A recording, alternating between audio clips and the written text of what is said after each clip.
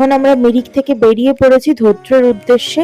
হচ্ছে খাড়াই, এই দেখো দেখতে পাচ্ছ তোমরা যে কিরকম সামনে পাহাড় এবং একদম পুরো খাড়াই রাস্তা, একদম পুরো নিজের স্বাধীন মতো নিজের স্কুটিতে যাওয়ার এটাই বোধহয় একটা সুবিধা, যে যখন তখন দাঁড়িয়ে তোমার কোনো দৃশ্য ভালো লাগলে চট করে দেখে নেওয়া যায়। 3-4 রকমের অর্কিড আমরা দেখেছি, একটা সাদা, বেগুনি, বিভিন্ন ধরনের অর্কিড দেখেছি। আর আমাদের এই স্কুটি যে আমাদের এতটা দূর সঙ্গ দিয়ে নিয়ে এসেছে।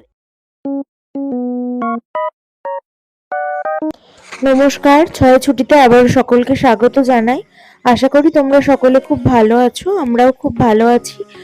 আর চলে এসেছি আবার একটি নতুন পর্ব নিয়ে। আজকে আমাদের ধোত্রে যাওয়ার পালা। এখন আমরা মিরিক থেকে বেরিয়ে পড়েছি ধোত্রের উদ্দেশ্যে। তোমরা দেখতেই পাচ্ছ রাস্তা ভীষণ খাড়াই। হ্যাঁ, আমরা এখনো অতটাও ভাবিনি যে এতটাই খাড়াই হবে, কারণ মিরিক পর্যন্ত আমরা মোটামুটি খুব ভালোভাবেই এসেছিলাম। তো এখন আমরা এই যে রওনা দিলাম, এখনো আমরা ভাবিনি যে আমাদের পথে কি মানে ধরনের খাড়াই রাস্তা হতে চলেছে। তো কিছুটা যাওয়ার পর আমরা বুঝতে পারি যে রাস্তা ভীষণই খাড়াই। তো আমরা যদি কার্শিয়াং হয়ে ধোত্রে যেতাম সেক্ষেত্রে হয়তো এতটা খাড়াই রাস্তা পেতাম না, রাস্তা এতটা খারাপ পেতাম না। সুখিয়া পুকুরি থেকে মানেভঞ্জন পর্যন্ত রাস্তা যেমন খারাপ, তার আগের রাস্তাও আমরা অনেক খারাপ রাস্তা পেয়েছি। আর মাঝখান দিয়ে বারবার করে রাস্তাকে কেটেছে ঝর্ণার জল। চলো যেতে যেতে কথা হচ্ছে, আর পুরো ভিডিওটা দেখতে থাকো।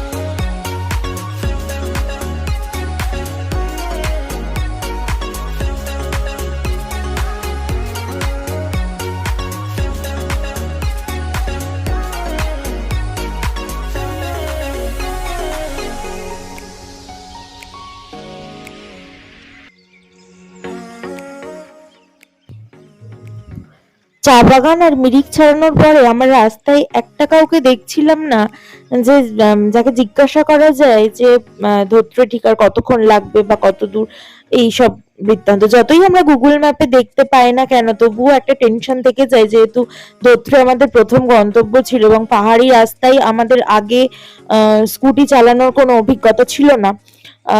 সো আর আমরা যেহেতু ধোত্রে যাচ্ছিলাম, আর ধোত্রেটা যেহেতু নেপালের বর্ডার সীমান্ত এরিয়া, তো ওখানে না নেটওয়ার্ক একদমই থাকে না। তাই আমরা আমাদের হোমস্টের যে দাদা তাকে ফোন করেও পাচ্ছিলাম না। সেটা আমাদের জন্য আর একটা বিশেষ চিন্তার বিষয় হয়ে গিয়েছিল। তার মধ্যে রাস্তা ভীষণ খারাপ এবং ভীষণ খাড়াই, খারাপের থেকেও যেটা মেন ম্যাটার হচ্ছে খাড়াই। এই দেখো দেখতে পাচ্ছ তোমরা যে কিরকম সামনে পাহাড় এবং একদম পুরো খাড়াই রাস্তা, একদম পুরো 3তলা বাড়ি থেকে গ্রাউন্ড ফ্লোরে নামলে যেরকম হয় ঠিক সেরকম খাড়াই রাস্তা ছিল। এমনও হয়েছে কিছু কিছু সময় আমি নিচে নেমে গিয়েছি গাড়ি থেকে, তারপর আবার কিছুটা হেঁটে যাওয়ার পরে আমি উঠেছি, এরকমও কিছু সময় হয়েছে।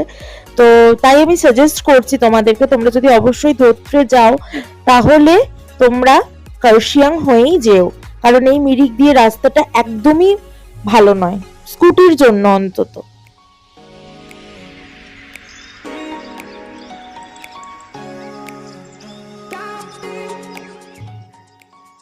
নিজের স্বাধীন মতো নিজের স্কুটিতে যাওয়ার এটাই বোধহয় একটা সুবিধা, যে যখন তখন দাঁড়িয়ে তোমার কোনো দৃশ্য ভালো লাগলে চট করে দেখে নেওয়া যায়। ঠিক এরকমই রাস্তায় যেতে যেতে এরকম একটা জায়গা আমাদের ভীষণ ভালো লাগলো, মনে হলো যে একবার গিয়ে দেখি। এটা একটা মন্দির, তো চারপাশটা এখান থেকে উঠে একবার দেখে নিলাম। আর এই যে আমরা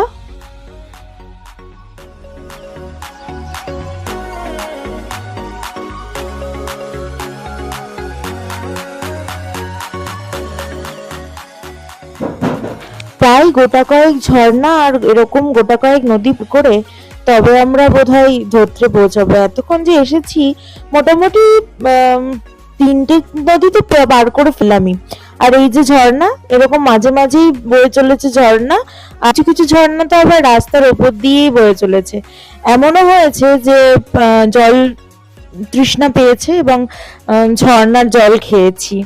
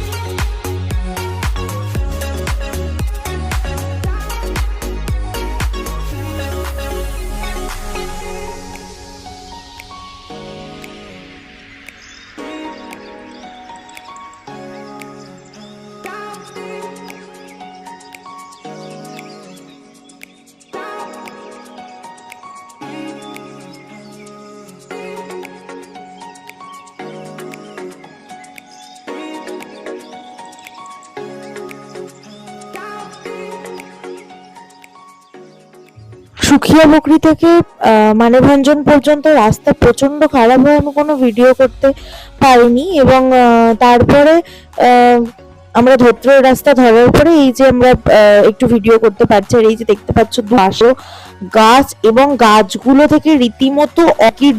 আর এটা সিঙ্গারিলা ফরেস্ট আমরা ঢুকে গেছি।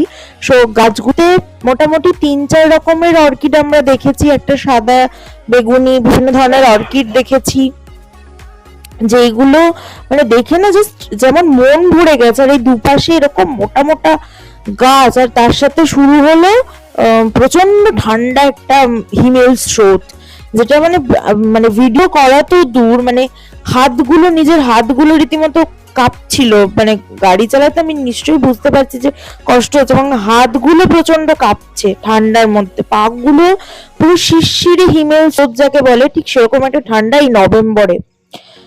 তো যাই হোক, এই দেখো দৃশ্যটা হয়তো এখন দেখতে ভীষণ সুন্দর লাগছে, এটা আমাদেরও সুন্দর লাগছে, কিন্তু মানে ওই পরিস্থিতিতে থেকে যে অভিজ্ঞতাটা তখন হয়েছিল যে এখনো ধত্রে আসছে না, আমরা একটা লোককে দেখতে পাচ্ছি না যাকে জিজ্ঞাসা করা যায়, ঠিক এরকম একটা পরিস্থিতি আমাদের হয়েছিল। যতই গুগল ম্যাপ থাকুক না কেন, তবু একটা টেনশন থেকেই যায় সেই জায়গা থেকে।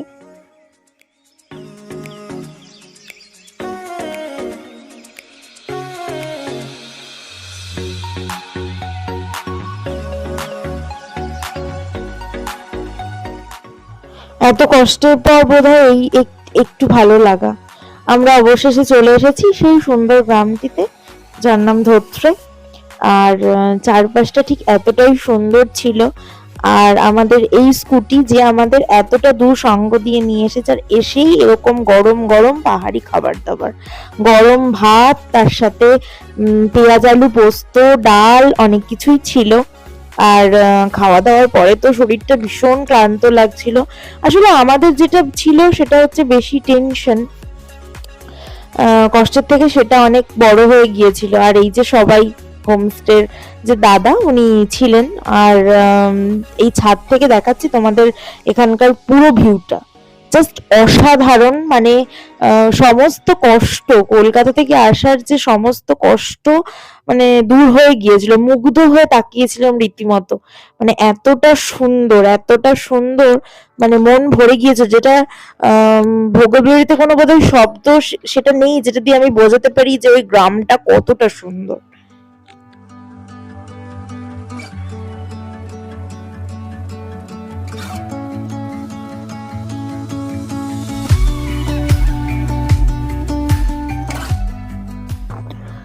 একটু একটু করে আস্তে আস্তে পাহাড়ে সন্ধ্যা নামছিল, পাহাড়ে খুব তাড়াতাড়ি সন্ধ্যা নেমে যায় এবং ক্রমশ সূর্য চলে যাচ্ছিল। আর তার সাথে সাথেই আমাদের চলে এলো সন্ধ্যাবেলার খাবার দাবার, চা আর তার সাথে আলুর পকোড়া, জাস্ট অসাধারণ ছিল। এই প্রথম পাহাড়ি মানুষদের হাতের রান্না খেলাম, যেটা খুব সুন্দর। আর এই যে সবাই যাদের হোমস্টেতে আমরা আছি তারা সবাই। আজকের পর্বটি এ পর্যন্তই, চলো পরের পর্ব নিয়ে ফিরে আসছি। আজকের এই পর্বটি যদি ভালো লেগে থাকে তাহলে আমাদের চ্যানেলটিকে সাবস্ক্রাইব করো, কমেন্ট করো। সকলে ভালো থেকো, টাটা।